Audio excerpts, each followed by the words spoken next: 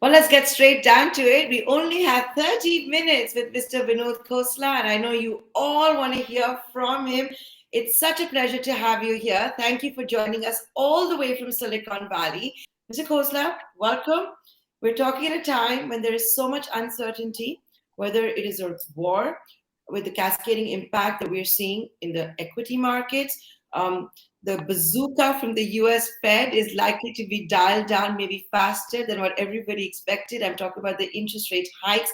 Tech stocks have fallen, investors have fallen out of love with tech stocks.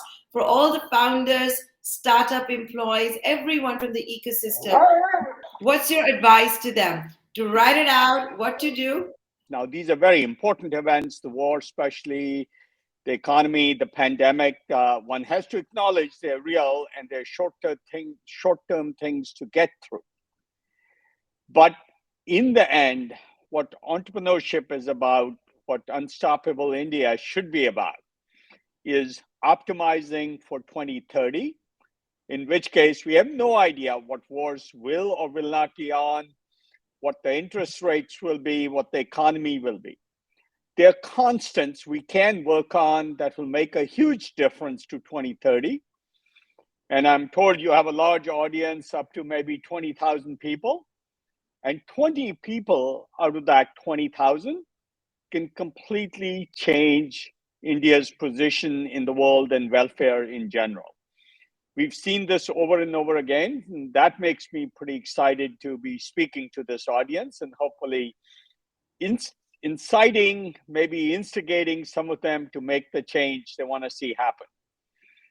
Because you and I are supposed to talk about moonshots, right? And that's what I thought I'll begin the conversation, because right now, with the uncertainty, the bootstrapped startups will be like, oh no, I missed my turn. The global liquidity run may be coming to a close. Those who are funded, what should they be doing? Extending the cash runway. So once again, as they cut out the noise, with the fears that might be there, inflation, consumption being impacted, economies that may go down and slow down, they are, of course, scared. Well, there's good reason to be scared. The life of an entrepreneur is a roller coaster where the highs are high and the lows are low. But really good entrepreneurs power through this. I'll give you one simple example. When the economy is bad, when funding is tight, there's far less competition. So the really good entrepreneurs do well. It takes them longer. They have to go slower. They have less money available. You have to persevere through it and have more persistence and stamina.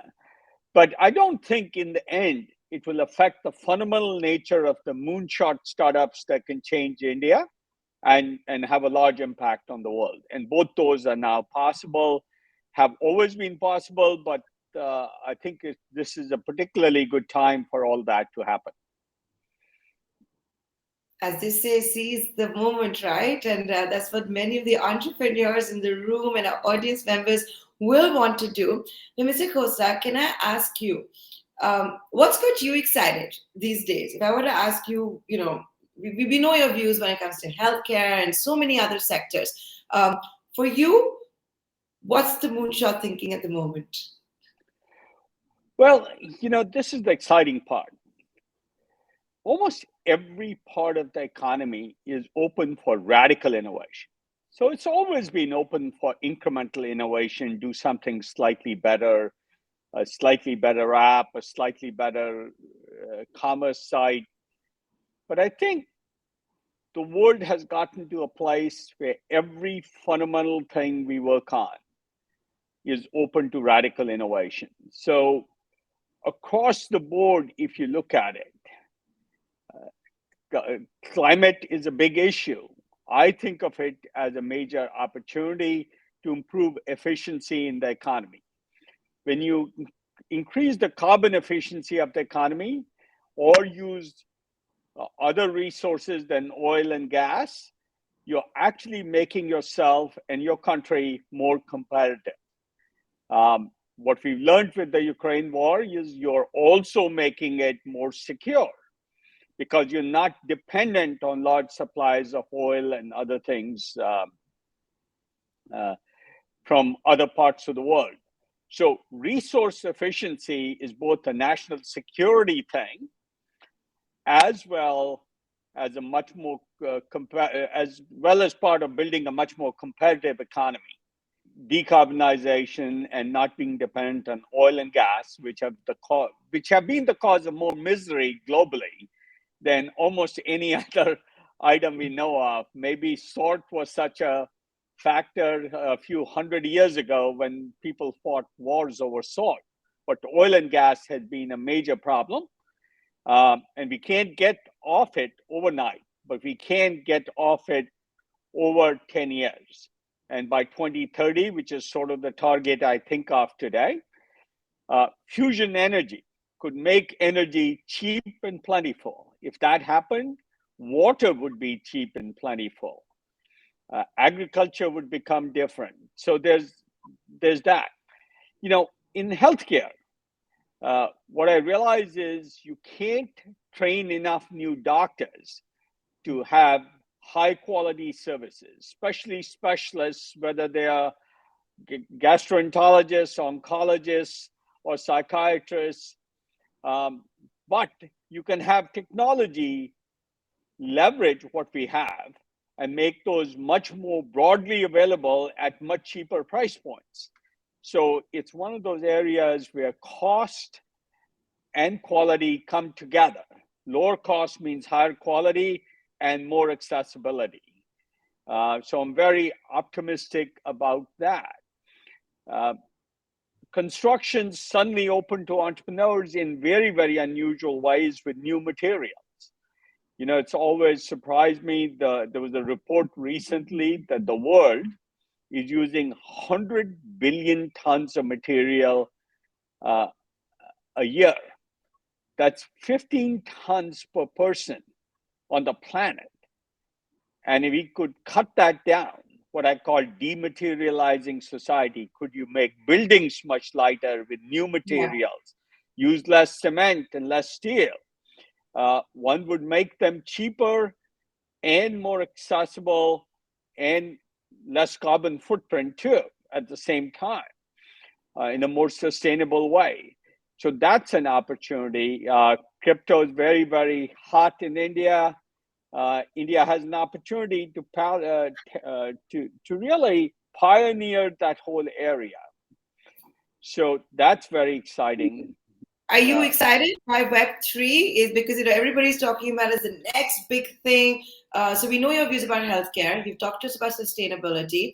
Are you one of those that is also going after Web3? This is the future? Well, let's be careful. You know, any new technology has good uses and bad uses. Yeah.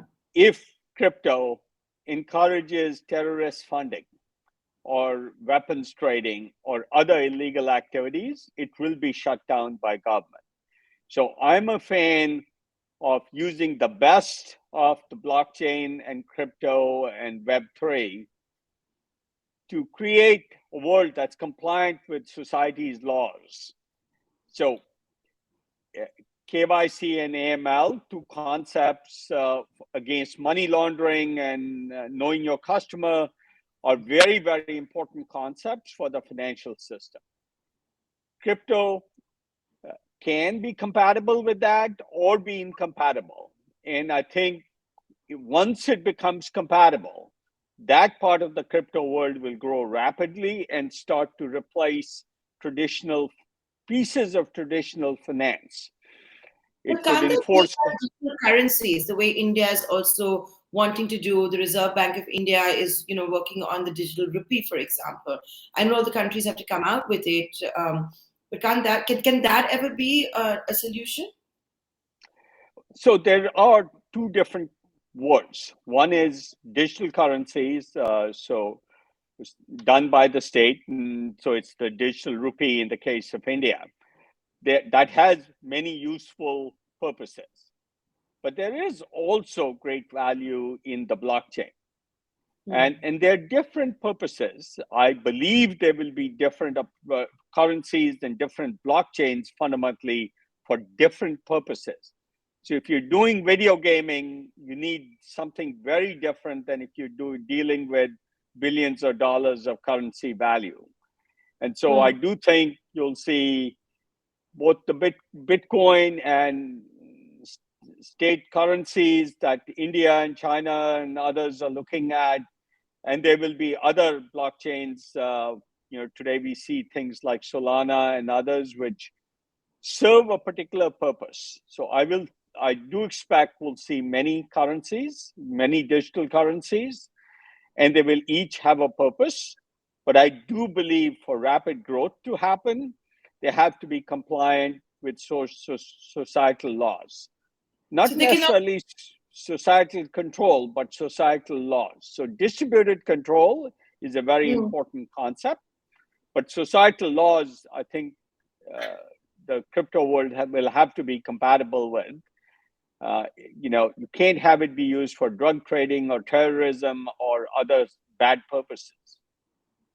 So tell me something. Has Khosla Ventures or Mr. Vinod Khosla himself invested in cryptos?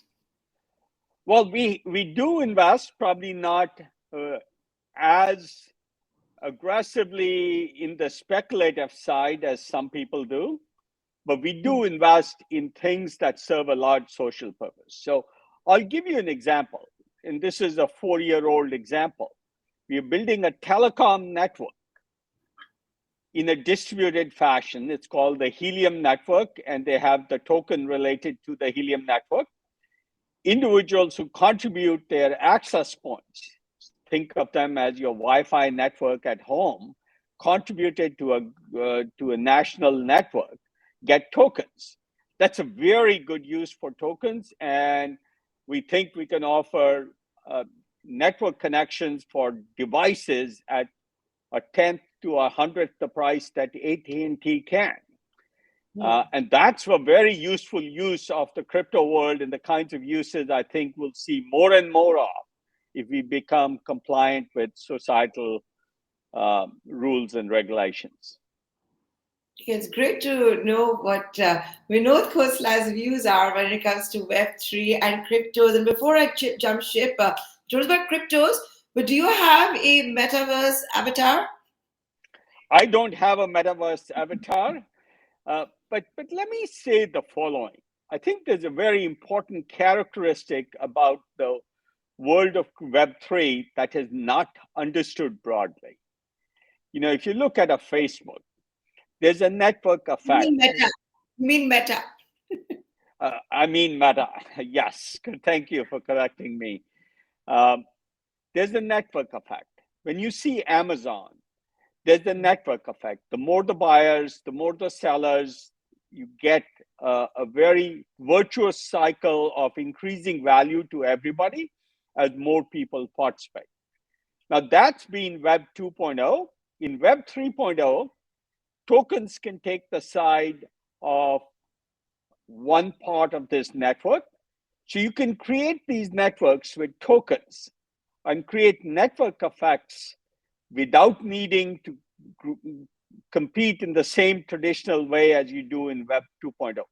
Early participants in the network get higher value through higher value tokens or tokens that will appreciate much more. So that's a useful characteristic to set up new large enterprises, whether it's a new Twitter or a new Meta or a new Amazon.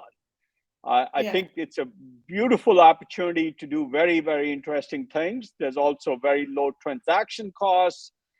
There's very low central control. All these things will help a lot. And of course, it has to use less energy as well. There could be a whole new, opportunity over there if we could get blockchains to use less energy. So, obviously there are blockchains that are geared towards less energy consumption than the Bitcoin blockchain. And Bitcoin, of course. I'm going to move on now. Though, to be honest, even the Bitcoin blockchain is working hard on reducing its footprint and reducing its carbon footprint. Innovation and creativity are hard to predict, but they will happen if there's a large need. And I think there's a large set of needs that can be served by the crypto world, as can the needs in the healthcare world or the construction world or the world of agriculture or transportation is a very exciting new area for a country like India. All those are great possibilities, and we're doing things in all those areas, not just traditional software. Yeah. So that's a lot that the audience can soak in and know what we can call the sunrise sectors, the new age sectors. But Mr. Khosla, well, let me give you a couple of very exciting examples. Impossible Foods is creating meat the taste of meat, whether it's sausage or hamburgers or eggs also. lamb or seafood.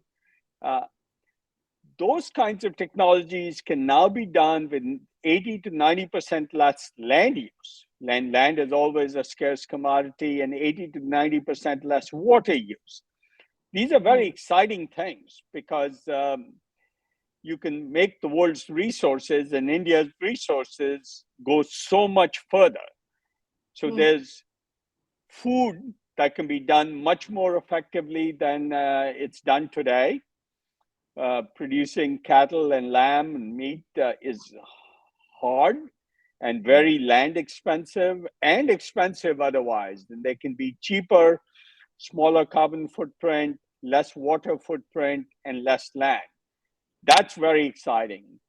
At the same time, you can make the other end is enterprise software. There's so many things that are so much more efficient now. Problems to be solved, right? And with the change as the only constant. So tell me, Mr. Khosla, you must be getting so many pitches every day, and your team must be getting. So let me ask you the one question, which I know everyone in the audience wants to know. What does it take to get Vinod Khosla and Coastline Ventures to invest?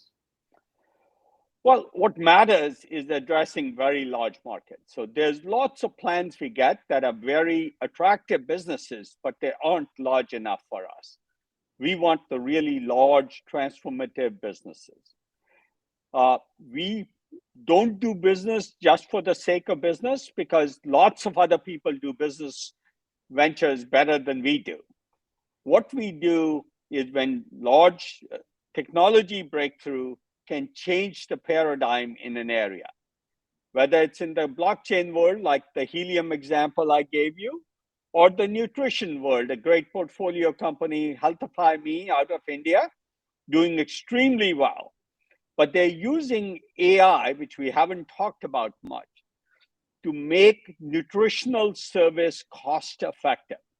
And I find that really exciting because AI in general will replace a lot of expertise at all levels. And that will multiply resources for a country like India and the whole planet. So Healthify Me uses both nutritionists, but also AI plus nutritionists and AI only to offer nutrition advice that it wouldn't be possible to offer without the AI. And that's an exciting example out of India that I love. I don't know if Tushar, Sachin, and the other founding team are here, but I'm sure they'd be delighted to hear Mr. Vinod Khosla giving the examples of their startup as an example. So you've told me what would get you to invest, and I don't want to be crude, but you're basically looking for the next Sun Microsystems of 2022. I figured that out. But Mr. Khosla, also tell me one thing, and this is also very important to know. And sometimes people should learn from other people's mistakes or where they're going wrong, right? And that's why I asked you this, the sin list. Yeah. When will you never invest? Or what are the kind of startups you'll stay far away from, the kind of founders you'll stay far away from? Well, first, it has to be large markets. So two other examples. So Healthify Me is not the only one. Loop Health and Even Health, both trying to make a radical difference in how healthcare is provided and health insurance works in India. Those are examples of companies that have a large markets, a great value proposition, but also a great team. To answer your question, we don't invest if the team isn't great and very straightforward. And easy to do business with, highly ethical. We never invest when something is negative for society. No matter how much money can be made, we won't invest if the venture is not going to be positive for society. I think that's an important criteria for us. Technology is a big criteria, but it's usually the people that are the biggest criteria. Large markets, great people going after it, and great people doesn't mean experienced people. A lot of startups are done by young people who have a idea and want to pursue that passion. So my experience has been experts in an area seldom innovate in their area because they have too much experience, which is too much of a bias about how to do things. So experts can do incremental innovation, but they can seldom do radical innovation. Airbnb couldn't be started by somebody or somebody who knew hotels. Look at the car services, the Ubers of the world couldn't be started by somebody who came from a car rental company. Space companies, almost everything's open to innovation if you think from first principles and you have great persistent teams that take the long view. We almost never invest if the pitch is, we'll make money in a year or two. We're trying to participate in building things with entrepreneurs over the long term. So here, Mr. Khosla, I want to interject you here. And you started off our conversation by saying, don't look at 2022, look at 2030. You made it clear, think long term, even though 8 years is debatable how long or how short. But the question I want to ask you is, because you're talking about making money and scalability, long-term view. We in India are new when it comes to startup ecosystem, and especially the IPOs. Our stock markets are frustrated that these new age companies are not delivering profits, that they're not giving a premium to cash, they're not, that they don't realize that earnings are a slave to, that valuations are a slave of earnings. So I want to ask Vinod Khosla, how to evaluate these companies. We've got a great IPO pipeline, and we will have more IPOs this year as well. So first, let me say it's very, very promising to me that there's so many companies doing well in India, ready to do IPOs. Excuse me. That's a really exciting possibility, and they serve as great role models, and they get other entrepreneurs to follow their lead. So role models are very important. And for the first time in India, you're starting to see examples of companies that can go public that are started in India. And you're starting to see companies that are started in India for global markets, not just Indian markets. Both are very, very exciting. Now, this question, could you repeat your question? My question was that in India, they're not everybody while is talking about, look at the Amazon IPO. There's only been one Amazon, right, on this planet so far. So while it's all very nascent for us, our stock markets are demanding, it seems, that these companies deliver profits, that these companies give a premium to cash, that they must understand that they are a slave of earnings. Well, so I'm a big believer you can create value in other ways than profits. Okay. And the markets will recognize that.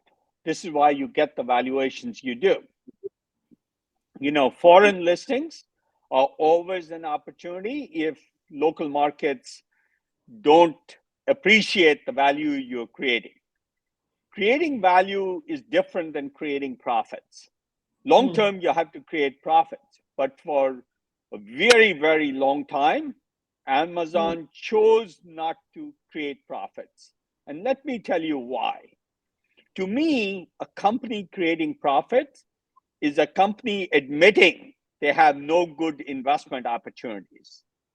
If you have great opportunities for growth in your business, you should never have profits. Invest it back in growth so you build more assets. So value can be created in cash streams, or they can be created in assets. whether the asset is a brand, whether the asset is a customer, whether the asset is more new markets. Uh, if Amazon had focused on profits, they wouldn't have created AWS. And so, to me, high growth opportunities should not have profits. They should, and in fact, when they do, I always say it's an admission that they don't have great growth opportunities.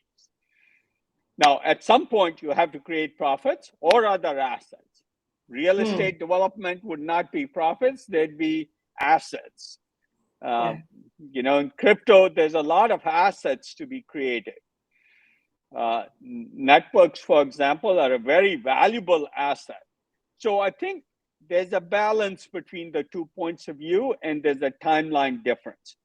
Too much of the stock market is too focused on very short-term profits, and I think that's unhealthy for long-term development of strong global brands. And I encourage all the entrepreneurs to take the long view, not the short view, and look for investors who will support that long view. And there's investors who do and investors who don't. So, Mr. Khosla, tell us one thing. The last 2 years, especially since the COVID outbreak, the new economy, the startup economy, has been maybe the most exuberant spot, at least in the Indian economy. In 2021, we saw more than 40 unicorns being minted. We saw a record fundraiser. We've seen what SoftBank, Tiger Global, the Sequoias are doing in India. But you tell us, you're joining us live from Silicon Valley. With world's third largest startup ecosystem, what's the perception in Silicon Valley when it comes to India? Well, I think there's a number of very important perception issues. First, India is viewed as generally having very good technical talent. Obviously, with 1 billion plus people, one of the largest populations in the world, it has a large market. So it has a bright future. But what the Ukraine war, what the China-Russia alignment has shown us is there's a big opportunity for India to be aligned with the democratic world. People will pick sides, and China's done very well for itself internally. India has the same opportunity, and that's the opportunity for your audience. And 20 of your 20,000 people will create multi-billion-dollar companies, people who are listening today. And so that's what's exciting. And they will participate in the global economy. China is a very different economy, and that creates a large opportunity for India, especially in technology-based businesses. So this is going to be my final question to you. And I was delighted to hear just before we started the session, and I know our audience will be as well. There's a new podcast series coming from Coastline Ventures, a new podcast. What's it about? Can you give us a teaser? Well, I'm a big believer in the power of ideas and the power that 20 people in your audience can cause dramatic change in India. So the podcast is about instigators of change, the people who explore new ideas, the people who come up with them, and the people who invest in them. This ecosystem, and Silicon Valley is not so much a place as a mindset and a culture. So my hope is by telling those stories, we encourage more of your audience and other audiences around the world to participate in this innovation economy, the radical innovation economy, to spark something inside people so they can have the courage to take on what is a hard world of startups. My hope is many things that seem impossible will become possible. People are always skeptical, but my hope is that we can encourage more of these people to participate in this innovation economy and this change economy, and cause change to happen for the good for society and for themselves.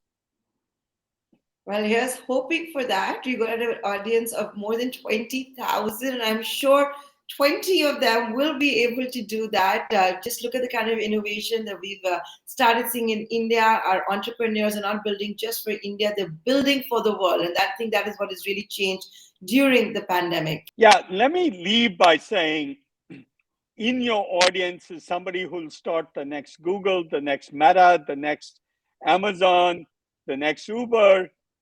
All these are possible, not only companies for the Indian market, but for the global markets, and really help improve the country, really align with the theme of Unstoppable India. Thank you very much. Thank you. Bringing new ideas to life is always tough. 5 years ago, I would have said near impossible. Then I would have said improbable. Then I would have said possible. And my hope is in 3 years, we'll make it probable and then really make it happen. And letting go of old ideas can be tougher still. The sad part is that, Kodak invented all of visual photography, had all the patents, and they could not imagine a world where chemistry would be undone by silicon, even though they invented every single thing. So on Instigators of Change, a Coastline Ventures podcast, we'll talk to the people making that change. We'll also hear from those chronicling it, and some of those financing it. It's not that people sniffed the air in Silicon Valley and thought, oh, now I have a big risk appetite because there's something special out here. No, it was because VCs were willing to say, it's not actually risky because I'll give you the money to do this. I'm Kara Miller. Join me for a journey through the exciting, dangerous, surprising landscape of new ideas and what it takes to make them big. So because the scale is such that we just can't throw enough bodies at it and we can't throw enough intellect at it, we actually have to enable the algorithms to do that. And on the way, we'll run into a rather unique set of characters and stories of how things can go wrong. Their underlings would come back and say, hey, we found these red flags. The business doesn't seem to add up. And then the decision maker was still so smitten with Adam Neumann that he, and it was usually a he, would just say, oh, whatever, let's just take a bet on this guy. He's going to figure it out. Join me for Instigators of Change, coming soon to your podcast feed. It's going to be a fun and bumpy ride.